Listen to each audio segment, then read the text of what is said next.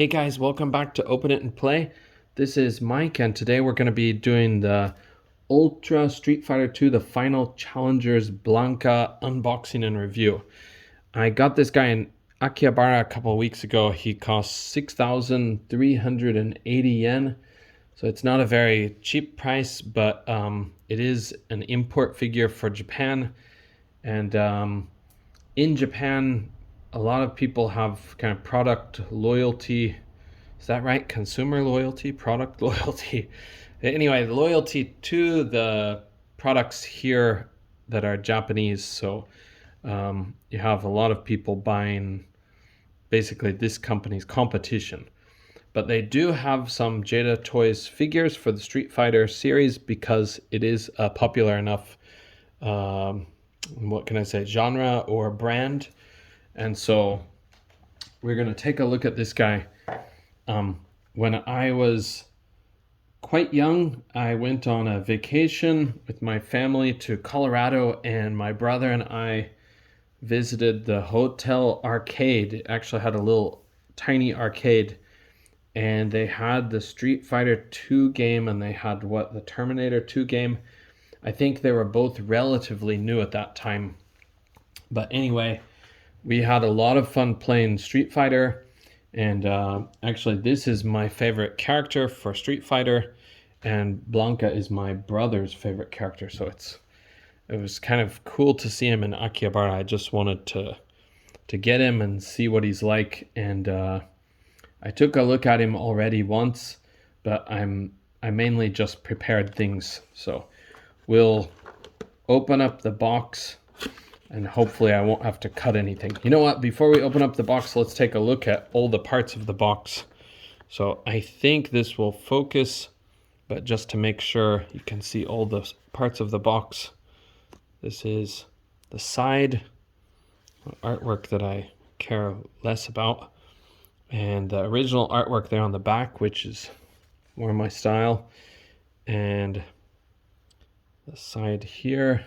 Okay, the top has a window so the light can come in if you like to display your characters in box.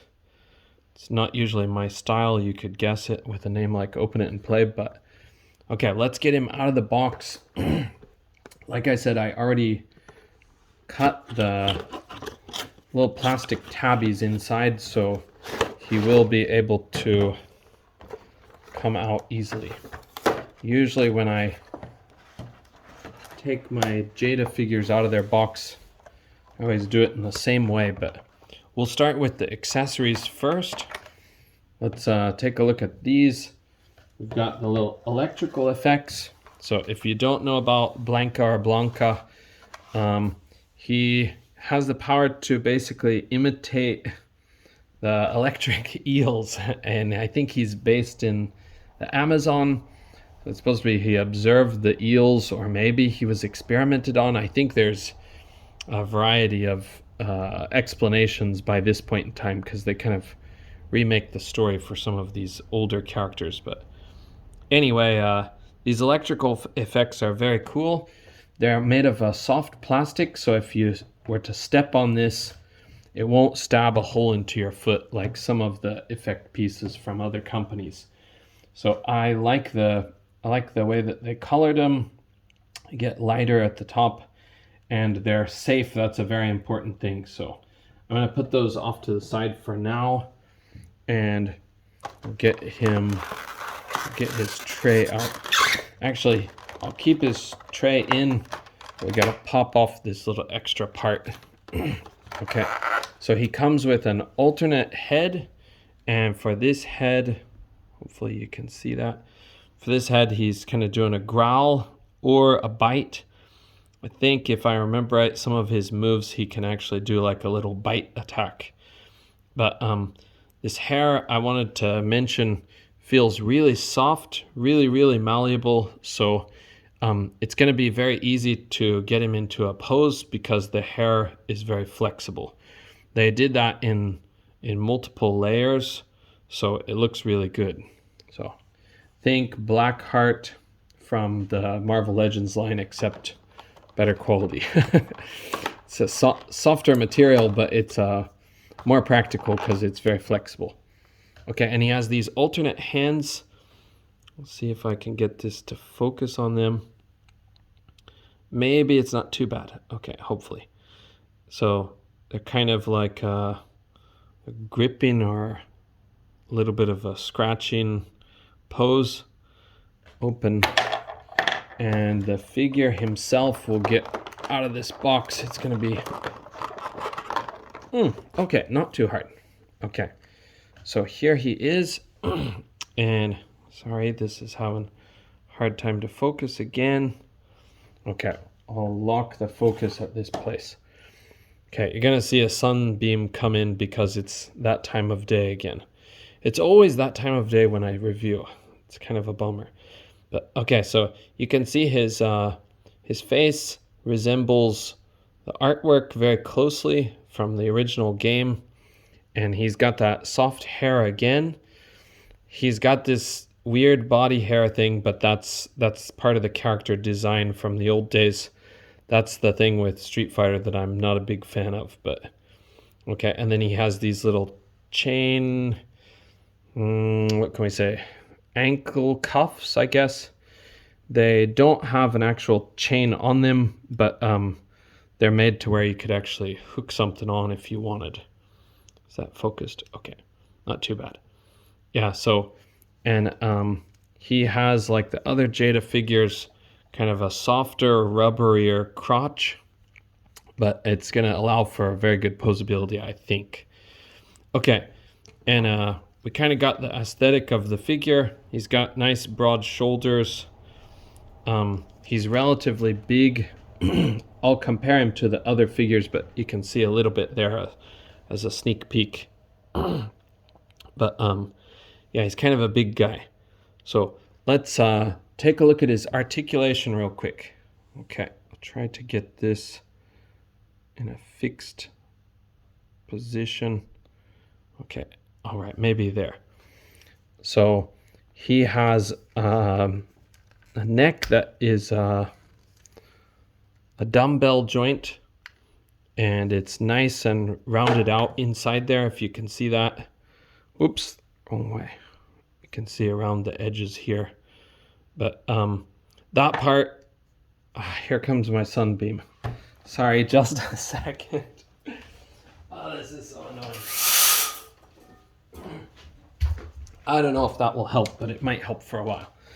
Okay, so he's got the dumbbell joint in the neck, and it's nice and hollowed out, so it's going to give you nearly the maximum range, I think. And then his neck is kind of similar, but it sort of ratchets back and forth. Does it go to the side? It goes to the side, but it's relatively hard to do. But okay, I'll pop this back on. Maybe not too hard. Okay, it's a very good design, so it pops on really easily. I'm not paid by Jada, by the way. I just think they are pretty good for their engineering of their figures. Okay, and he's got butterfly joints. They will bring you forward. Bring you forward about that much, and then if we combine that with his arms, okay, he can get about that close together without any bending at the elbow. If we want to bend at the elbow to try to bring it in more, that will be more like this. But yeah, works pretty good. Okay, and those butterfly joints will go back.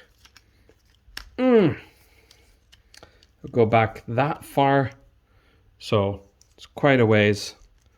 Okay, for the price, he wasn't cheap in Japan, but he's going for $30, I think, in the US now. For the price, I think this is really good range. So, okay, and then his arms are on the usual ball with the hinge, and he's got bicep cut, double jointed pinless elbows that will get you that far. Okay, and then he has the usual wrists that hinge and pivot.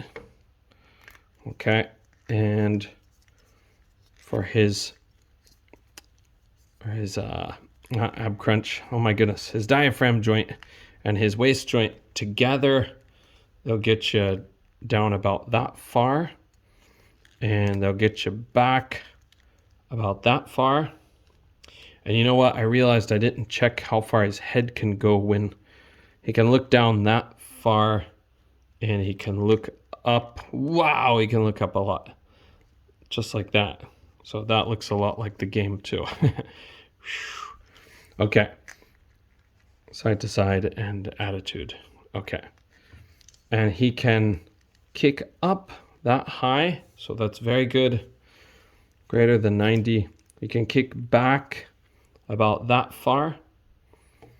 Okay. And then he has a thigh cut that's hidden inside of here, which is great. I'm gonna try to test that out a little bit, but okay, just like that.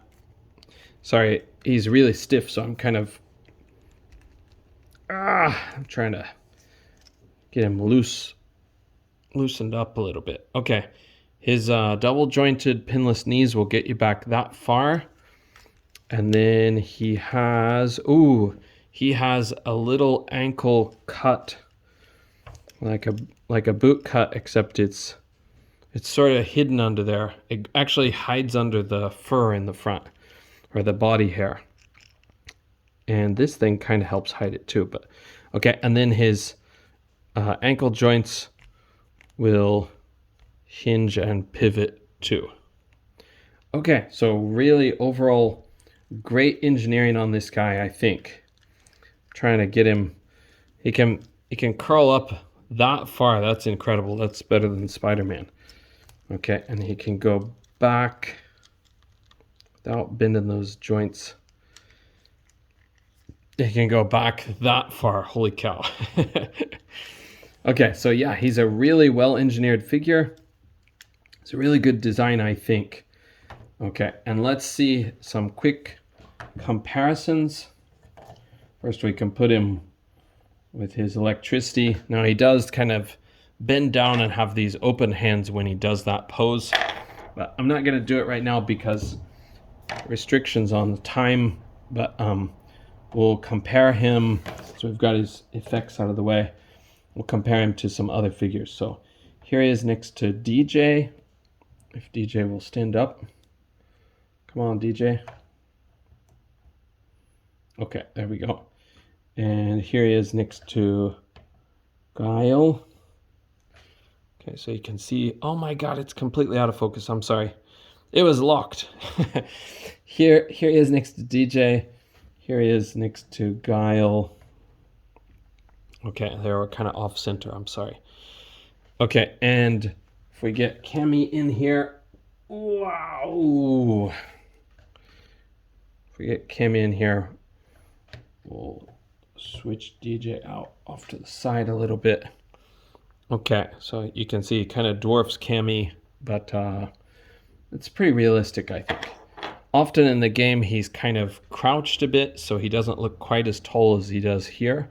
But I think the size is pretty good size. So, okay. Thank you guys for joining me on this quick, well, hopefully quick review. I forgot to show you the artwork in the box there, but it is that scene from the game. Kind of like the computerized graphics, Amazon sort of like riverside scene. Oh. So I would highly recommend this guy to Street Fighter fans. If you're not a Street Fighter fan and you're just a fan of very well engineered figures, I think he is a lot of fun to pose. I hope you can get him for a cheaper price than I did, but I also bought him on the day that he was actually released. So, okay, thanks for joining me on this one, and I hope you can see some of my other videos on figure reviews. I'm trying to get figures that are from Japan a bit earlier than most people for the reviews, but I can't guarantee it because I am poor. So, okay, anyways, Thank you guys. See you in the next video.